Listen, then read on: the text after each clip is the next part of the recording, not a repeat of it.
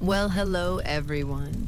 Tonight we're putting on our fanciest hose and our most questionable perfumes because we're going courting medieval style. That's right, welcome to Medieval Tinder, courting without Wi Fi. No swiping left, just lots of eye contact, chaperones, and an alarming amount of poetry about your beloved one.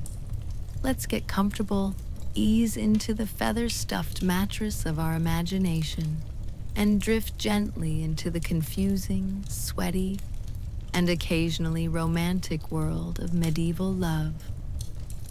It's a cool spring morning in the 14th century Europe. The air smells like a charming blend of mud, manure, and wood smoke. You're trudging down the village's single muddy street, trying not to think about what exactly you're stepping in. You've just turned 19, practically middle-aged by medieval standards, and you're starting to feel that familiar itch to find a partner. No, not the plague. That's a different kind of itch, and you've thankfully survived that particular pandemic. At least this season. No, I'm talking about romance. These butterflies in your stomach that medieval physicians would probably diagnose as an imbalance of humors or possibly demonic possession. You're ready to find the one, or more accurately, the one who lives close enough to you. If you were a commoner, and let's face it, statistically speaking, you probably were, your dating pool was basically your village. That's it. No expanding your search radius on Tinder. No plenty of fish in the sea pep talks from your friends. Your options consisted of people within walking distance, which in medieval terms meant people you've known since you were both eating dirt as toddlers. Ah, nothing says romance like shared childhood memories of the Great Famine. So how did medieval people meet the one? Well, public gatherings were your medieval dating app. Festivals, market days, church services. These were the swipe right opportunities of yesteryear. You'd put on your cleanest, meaning less visibly stained outfit. Maybe splash some water on your face if you were feeling fancy. And head to where the people were. But here's the thing about medieval dating that might actually sound kind of nice in our alienated modern world. It was communal. The whole village knew you were interested in someone before you did. Your mother had already discussed potential marriage arrangements with their mother while doing laundry. Your father had already sized up their father's sheep at market day. Your grandmother had already consulted with the local wise woman about auspicious wedding dates. Privacy wasn't really a concept people had back then. You lived in a one-room house with your entire family. Your livestock might be sleeping next to you for warmth, and the walls were about as soundproof as a wet piece of parchment. Your business was everyone's business, and everyone's business was the village's primary form of entertainment. So subtle was the name of the game. Now, in the unlikely scenario that you were a noble, dating wasn't even really dating. It was more like a chess game played by your parents, where you were just a particularly valuable pawn. Marriage alliances were political tools. That crush you had on the Duke's son? Irrelevant if your father needed that trade deal with the merchant's family instead. Imagine your parents swiping through eligible nobles like, this one comes with 3 sheep pastures and a slightly moldy castle. He's a catch. Swipe right. Speaking of marriage, let's talk about proposals. There was no getting down on one knee with a diamond ring. Diamonds weren't even a thing yet for engagement. Instead, you might give your beloved a simple band of iron, or, if you were fancy, maybe silver. Gold, please. Unless you were literal royalty, gold was about as accessible to you as indoor plumbing or decent dental care. And the proposal itself, less, will you marry me? And more, our fathers have worked out the land arrangements, so I guess we're doing this. Romance at its finest, folks. But whether noble or common, once the marriage was agreed upon, it was time for the bans.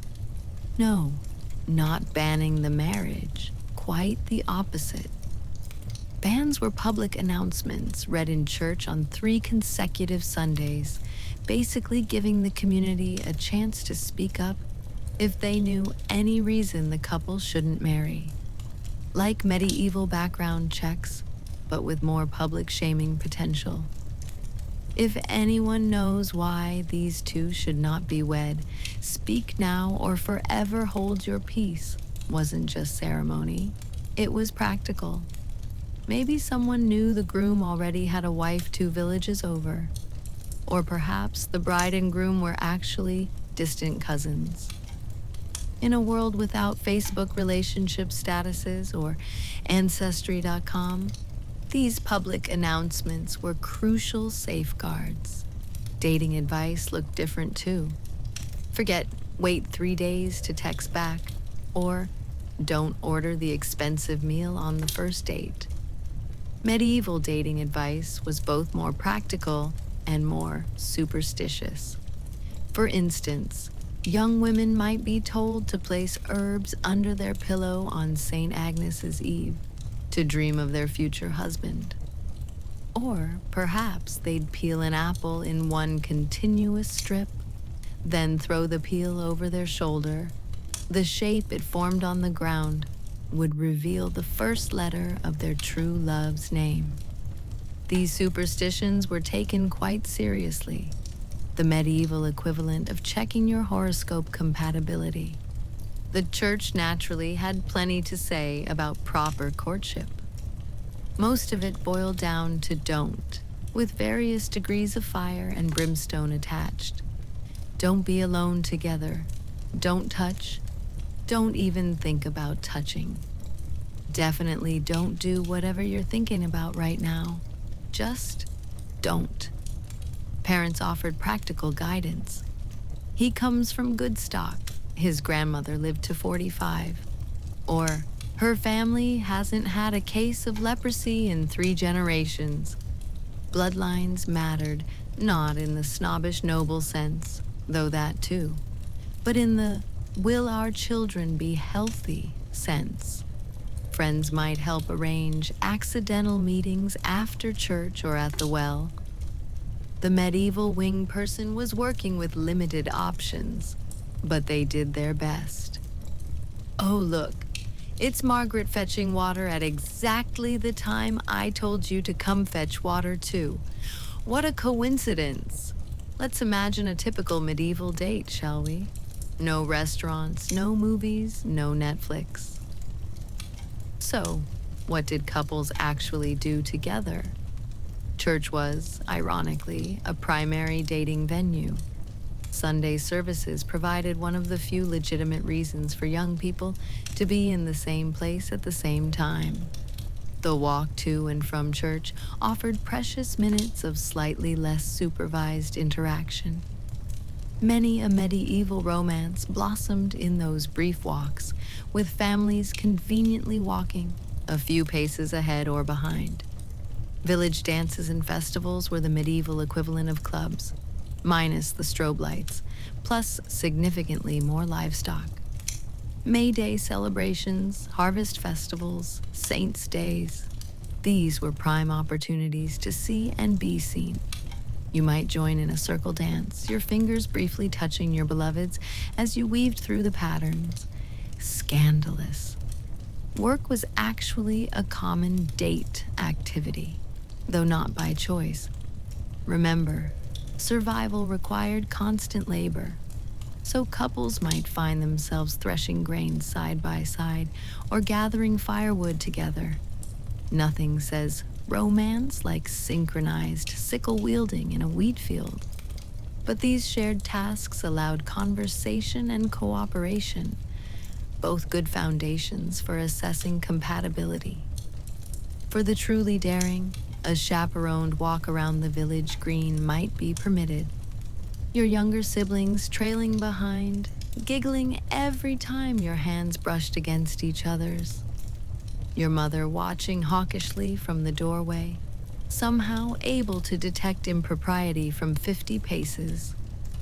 The pressure was real, but even in a world of arranged marriages and shared turnips, not every match was a fairy tale. So how could you tell if your potential soulmate was actually a medieval mistake? Let's unpack the red flags of romance, 14th century style. Today, we might be wary of someone who doesn't have a social media presence or who still lives with their parents at 40. But in medieval times, your red flags looked a bit different. Bad teeth were a genuine concern, and not just for aesthetic reasons. In a world without dentists as we know them, someone with all their teeth at the age of 25 was basically the medieval equivalent of a supermodel. Missing teeth meant difficulty eating, which could impact your survival. Sorry, William, you seem nice, but I need someone who can chew tough bread when we're down to our last loaf during winter. Another red flag? Mysterious disappearances during major outbreaks of disease. If your potential partner had a habit of vanishing whenever plague rolled through town, only to reappear once the death rate dropped, that showed a distinct lack of community spirit. Not to mention, they'd be useless during the next inevitable crisis. Medieval dating was nothing if not practical. For women assessing potential husbands, watching how a man treated his animals was crucial. Cruelty to his horse or dog suggested cruelty in general, a universal red flag across the centuries. And observing him at work, could he plow a straight furrow? Roof a house without the thatch immediately collapsing? These were the medieval version of checking if someone had a stable job and decent DIY skills. For men, a woman's domestic skills were scrutinized. Could she brew ale that didn't immediately poison the household? Could she spin wool evenly? Manage a household budget when budget meant, please make these 3 turnips feed 8 people for a week? These weren't just sexist expectations. They were survival skills in a harsh world. Of course, not every budding romance led to a happily ever after, or even a wedding. And in a society where privacy was about as real as unicorns, breakups weren't quiet affairs. No, they were full-blown village news flashes. Let's talk about what happened when medieval love stories didn't go quite as planned. Breakups, when they occurred before marriage, were community events just like everything else in medieval life. The entire village would be buzzing with the news before you'd even decided the relationship was over. Did you hear? Thomas hasn't visited Agnes's house in a fortnight. I saw him helping Eleanor carry water yesterday. Jilted lovers couldn't just avoid their ex by frequenting different coffee shops. In a village of maybe 200 people, you'd see them at church, at the market, while fetching water, while working the fields. There was no escape. You'd just have to perfect that medieval version of the awkward nod as you passed each other on the single muddy road that constituted your entire world. Of course, most relationships didn't end in breakups. They ended in marriage or death, sometimes in quick succession given the mortality rates. But when courtships did dissolve, they often reconfigured rather than truly ended. Your failed suitor might end up marrying your cousin instead, becoming family in a different way than originally intended. Before we drift completely into dreamland, let me share a few true medieval romance stories that might make you appreciate your own dating disasters a bit more. Consider the tale of Heloise and Abelard, perhaps medieval Europe's most famous star-crossed lovers. In the 12th century Paris, Peter Abelard was a brilliant philosopher and teacher. Heloise was his exceptionally gifted student. And, well, let's just say, their tutorial sessions went way beyond the curriculum. When Heloise's uncle discovered their forbidden romance and Heloise's pregnancy, he wasn't exactly thrilled. In fact, he hired men to break into Abelard's room and, let's just say, they performed some extremely unauthorized surgery. Yes, they castrated him. Medieval relationship consequences were no joke, folks. The lovers were forced apart. Abelard became a monk, Heloise a nun. But for 20 years, they wrote each other passionate letters that survive to this day. Imagine maintaining a long-distance relationship where long distance meant living in different monasteries, and your text messages had to be hand-delivered by monks who were definitely reading your personal business. Dear Heloise, hope this finds you well. The weather is nice. I think of you constantly, and the parts of me that are gone tingle with phantom longing. Please write back within 3 to 6 months when this letter reaches you. Then there's the peculiar case of Eleanor of Aquitaine, who was basically the medieval equivalent of dating royalty's most eligible bachelorette. Literally.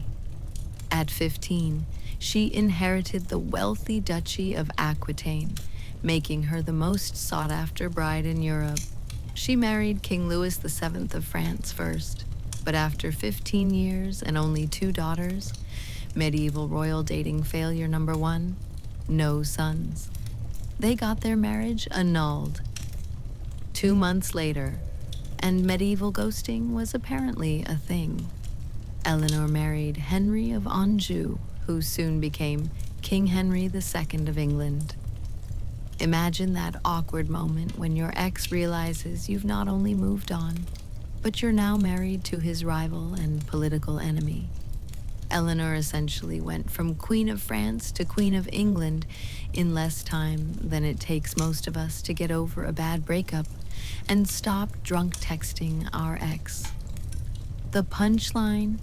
She had 8 children with Henry after Louis claimed the marriage failed because she was barren. Medieval burn.